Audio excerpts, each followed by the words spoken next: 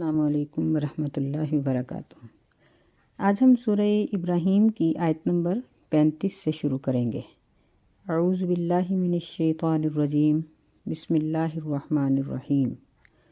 وَإِذْ قَالَ إِبْرَاهِيمُ رَبِّ اجْعَلْ هَٰذَا الْبَلَدَ آمِنًا،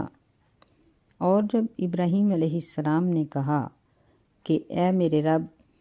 بنا اس شہر کو امن والا، وَاجْنُبْنِي وَبَنِيَّ أَن نَّعْبُدَ الْأَصْنَامَ، اور بچا لے مجھے بھی اور میرے بیٹوں کو بھی اس بات سے کہ ہم بتوں کی عبادت کریں۔ اس سے پہلے اللہ تعالیٰ اپنی بہت سی نشانیوں اور نعمتوں کا تذکرہ فرما رہے ہیں، اور اب یہاں سیدنا ابراہیم علیہ السلام کی زندگی کا ایک اہم حصہ ذکر کیا جا رہا ہے کہ سیدنا ابراہیم علیہ السلام نے اس شہر کے لیے، جس میں نبی صلی اللہ علیہ وسلم پیدا ہوئے اور پلے بڑھے جوان ہوئے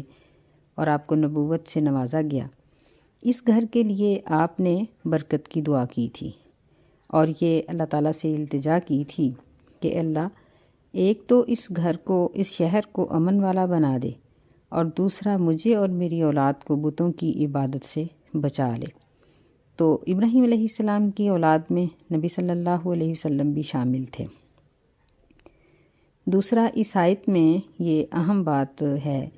کہ یہاں ھذا البلد، یعنی بلد کے لفظ کو یہاں معرف باللام ذکر کیا گیا ہے، جبکہ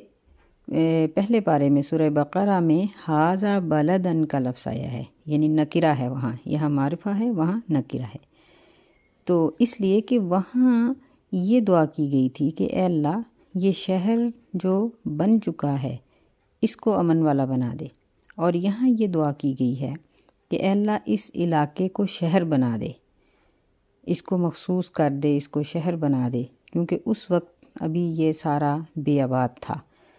آگے ابراہیم علیہ السلام فرماتے ہیں ربی انہن اضللن کثیرا من الناس، اے میرے رب، بے شک ان لوگوں نے، یعنی ان بتوں نے اور ان مشرکوں نے گمراہ کیا ہے بہت سے لوگوں کو۔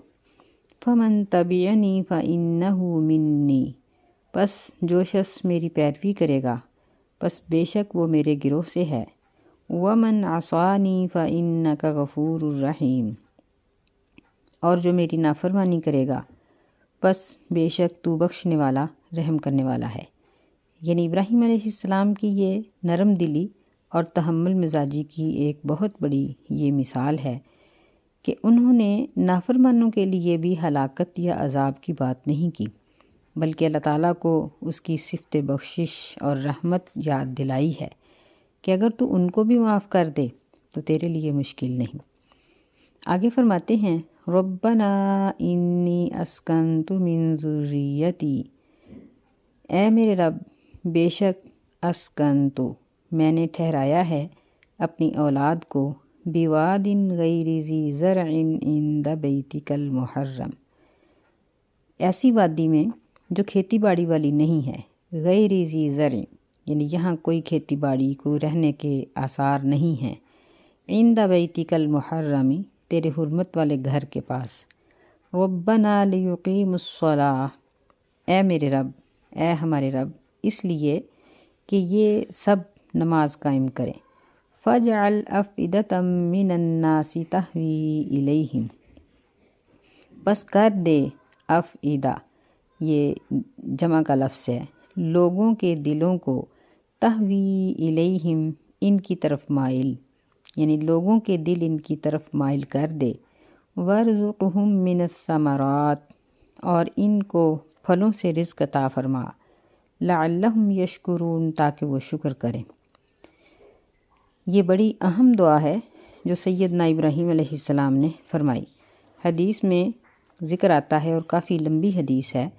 جس میں نبی صلی اللہ علیہ وسلم نے اس بات کا تذکرہ کیا کہ سیدنا ابراہیم علیہ السلام کو اللہ تعالیٰ نے حکم دیا کہ اپنی بیوی اور اپنے بیٹے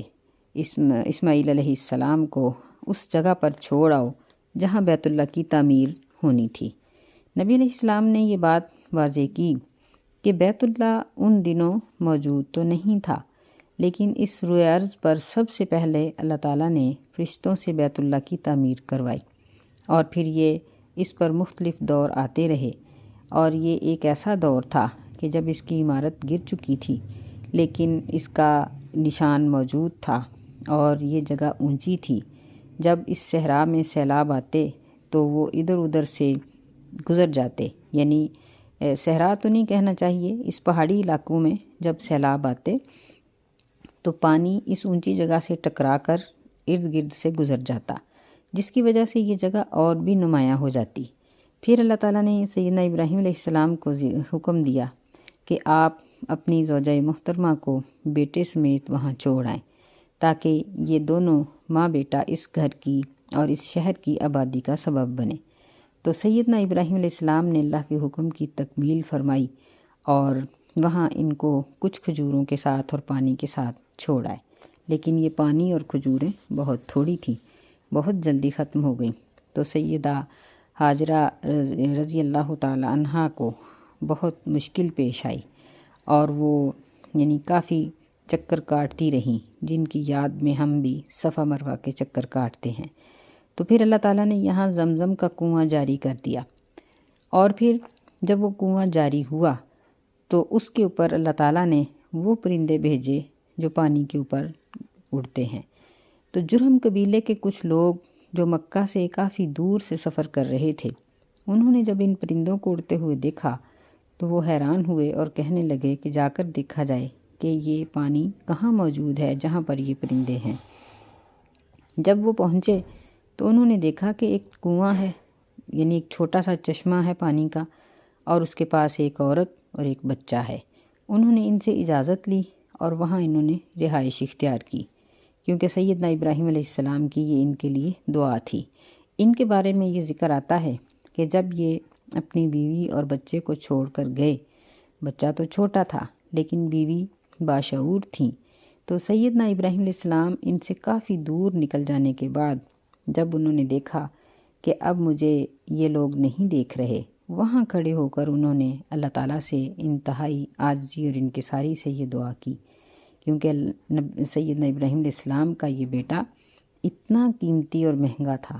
کہ ساری زندگی بیٹے کی اور اولاد کی طلب میں گزر گئی، اور اللہ تعالیٰ نے آخری عمر میں سیدنا اسماعیل علیہ السلام عطا کیے، اور پھر ان کے بعد سیدنا اسحاق علیہ السلام اللہ تعالیٰ نے عطا فرمائے۔ تو اتنے پیارے بیٹے کو چھوڑ کر گئے تو ہم سوچ سکتے ہیں کہ ان کی دعا میں کس قدر انکساری ہوگی۔ تو انہوں نے دعا کی، اللہ تعالیٰ نے قبول فرمائی، اور جرہم قبیلے کے یہ لوگ وہاں رہائش پذیر ہو گئے۔ پھر اسی طرح وقت گزرتا گیا، سیدنا اسماعیل علیہ السلام بڑے ہو گئے، اور ابراہیم علیہ السلام کافی عرصے کے بعد اللہ تعالیٰ کے حکم سے چکر لگاتے تھے۔ جب اللہ تعالیٰ اجازت دیتے تھے تو چکر لگاتے تھے، جس میں ایک تو سیدنا اسماعیل علیہ السلام کے ذبح کرنے کا واقعہ پیش آیا۔ پھر اس کے بعد سیدنا اسماعیل علیہ السلام کی شادی کے بعد آپ تشریف لائے، لیکن ان کی زوجہ محترمہ وہ ان کے لیے مناسب نہیں تھی، اس لیے انہوں نے یہ حکم دیا کہ اس بیوی کو چھوڑ دیا جائے۔ پھر سیدنا اسماعیل علیہ السلام نے ایک اور شادی کر لی، تو ابراہیم علیہ السلام پھر اللہ تعالیٰ کے حکم اور اجازت سے تشریف لائے، اور پھر ان کو یہ حکم دیا کہ آپ کی یہ بیوی بہت اچھی ہے۔ پھر اسی دوران بیت اللہ کی تعمیر کا حکم سیدنا اسماعیل علیہ السلام کو سنایا کہ اللہ تعالیٰ کی طرف سے حکم ہے کہ یہاں ایک گھر تعمیر کرو۔ یہ ایک ایسا موقع تھا کہ جب پتھر بھی اپنے ہاتھوں سے ہی توڑ کر لانے پڑتے تھے، تو پھر باپ بیٹا دونوں نے اس گھر کو تعمیر کیا، اور اللہ تعالیٰ نے اس کو اس قدر برکت بخشی اور اس قدر اپنی رحمت اس پورے شہر پر نازل کی کہ آج پوری دنیا اس کو دیکھ رہی ہے۔ تو اس وقت انہوں نے یہ دعا کی کہ اللہ تیرے اس محترم گھر کے پاس میں اپنے بیوی اور بچے کو چھوڑ کر جا رہا ہوں، لیکن یہ بے آباد ہے، اے اللہ میرا مقصد تو یہی ہے کہ یہ نماز کو قائم کریں، تو اے اللہ لوگوں کے دل ان کی طرف مائل کر دے تاکہ یہاں تیرا حکم پورا ہو سکے اور آبادی ہو سکے۔ پھر ان کے لیے رزق کی اور پھلوں میں برکت کی دعا بھی کی، اور ساتھ ہی یہ دعا کی لعلہم یشکرون کہ یہ لوگ شکر گزار رہیں۔ ربنا انک تعلم ما نخفی وما نعلن، اے ہمارے رب بے شک تو جانتا ہے جو کچھ ہم چھپ کر کرتے ہیں، وما نعلن اور جو کچھ ہم ظاہری طور پر کرتے ہیں، یعنی ہمارا کوئی فعل بھی تجھ سے چھپا ہوا نہیں ہے۔ وما یخفی علی اللہ من شیء فی الارض ولا فی السماء، اور اللہ تعالیٰ پر کوئی چیز بھی چھپی ہوئی نہیں زمین میں اور نہ آسمانوں میں۔ الحمدللہ الذی وہب لی علی الکبر اسماعیل و اسحاق، سب تعریف اللہ کے لیے ہے، وہ ذات جس نے مجھے بڑھاپے میں عطا کیا اسماعیل اور اسحاق دونوں بیٹے علیہم الصلاۃ والسلام، یعنی وہاں اپنی اس دعا کے دوران ہی دونوں بیٹوں کا تذکرہ فرما رہے ہیں۔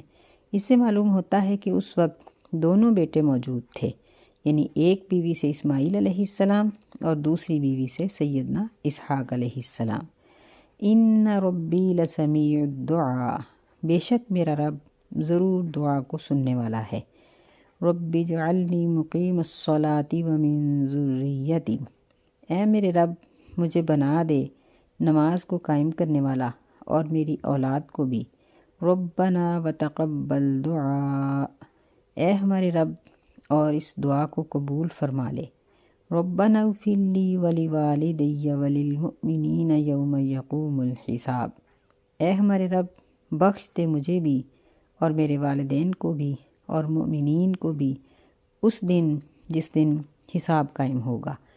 یعنی یہاں سیدنا ابراہیم علیہ السلام نے اپنے والدین کے لیے جو دعا کی ہے، اس کے بارے میں مفسرین یہ کہتے ہیں کہ یہ اس وقت کی دعا ہے جب سیدنا ابراہیم علیہ السلام اپنے گھر سے ہجرت کر کے نکلے تھے اور ان کے باپ نے ان کو نکلنے کا حکم دے دیا تھا، تو انہوں نے اپنے باپ سے یہ وعدہ کیا تھا کہ میں تیرے لیے بخشش کی دعا کروں گا۔ انہوں نے بخشش کی دعا کی اور پھر اللہ تعالیٰ نے آپ کو مشرکین کے لیے بخشش کی دعا سے منع کر دیا، اور ابراہیم علیہ السلام کو یہ بات یقینی طور پر معلوم ہو گئی کہ ان کا باپ مسلمان ہونے والا نہیں ہے، تو پھر انہوں نے اس دعا کو چھوڑ دیا۔ لیکن یہ بڑی جامع قسم کی دعا ہے، بہت اچھی دعا ہے، اس کو پڑھنا چاہیے۔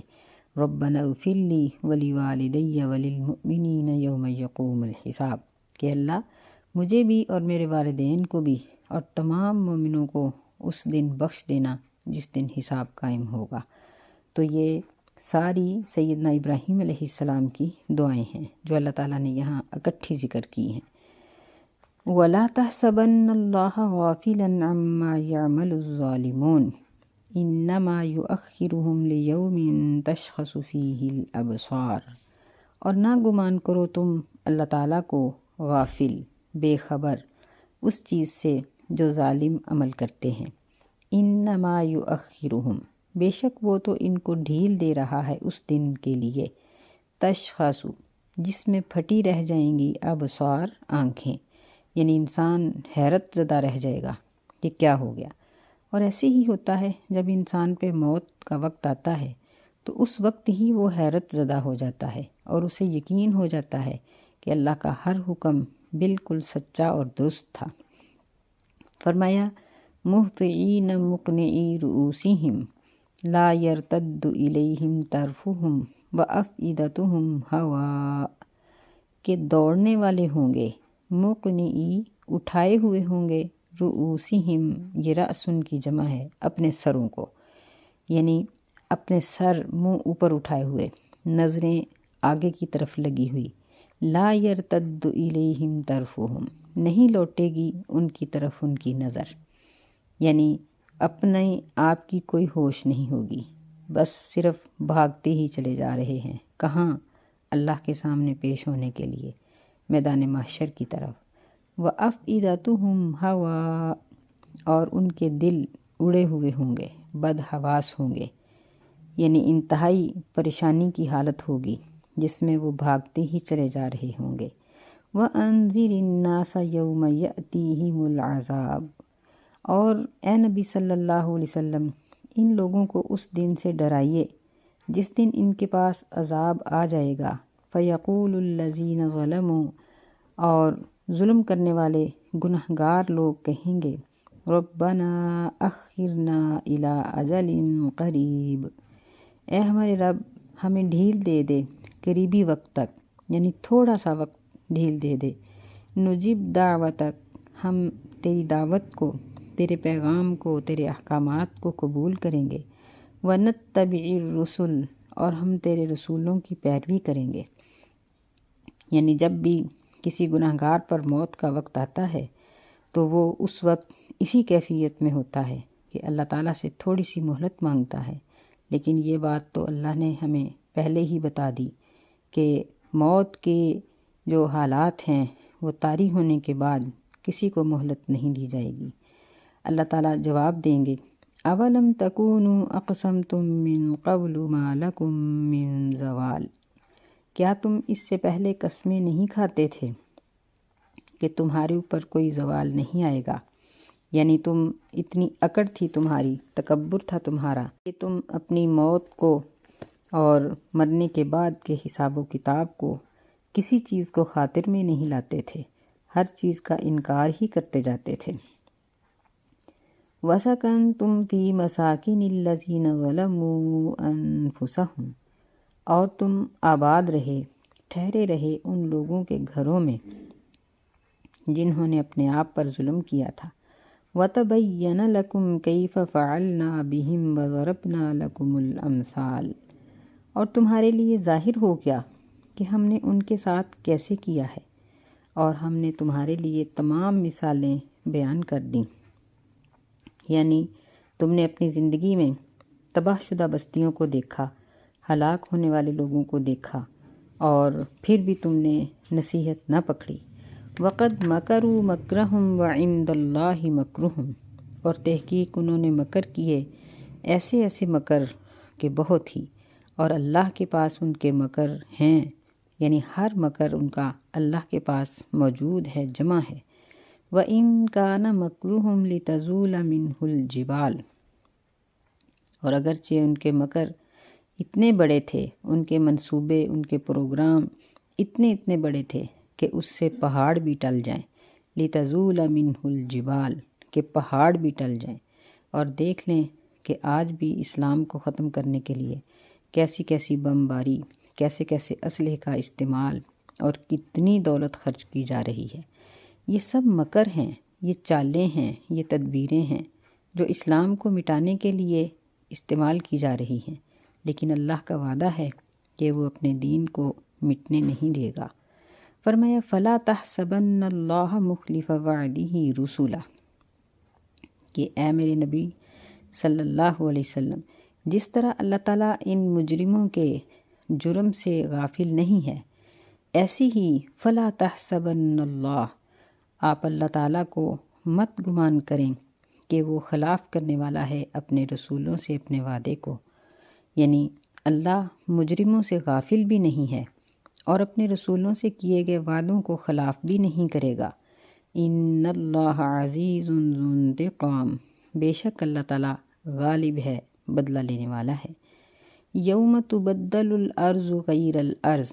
جس دن بدل جائے گی زمین اس زمین کے علاوہ، والسماوات، اور آسمان بھی، وبرزوا للہ الواحد القہار، اور وہ پیش کیے جائیں گے اللہ کے سامنے جو ایک ہے، زبردست ہے۔ احادیث سے یہ معلوم ہوتا ہے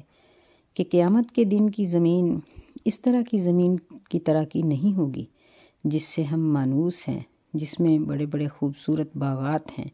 بڑے بڑے خوبصورت مناظر ہیں، پہاڑ ہیں، درخت ہیں،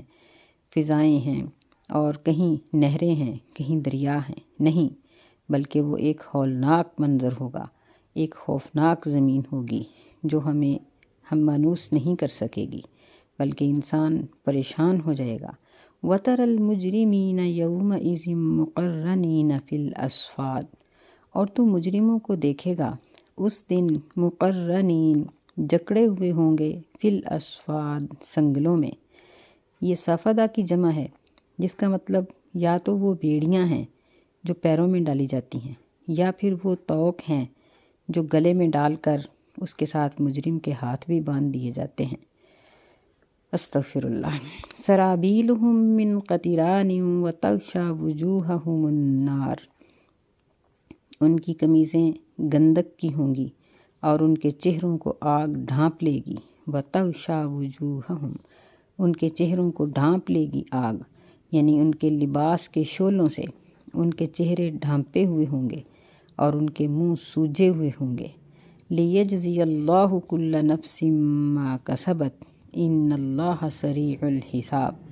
تاکہ اللہ تعالیٰ ہر شخص کو اس چیز کا بدلہ دے دے ما کسبت، جو اس نے کمایا۔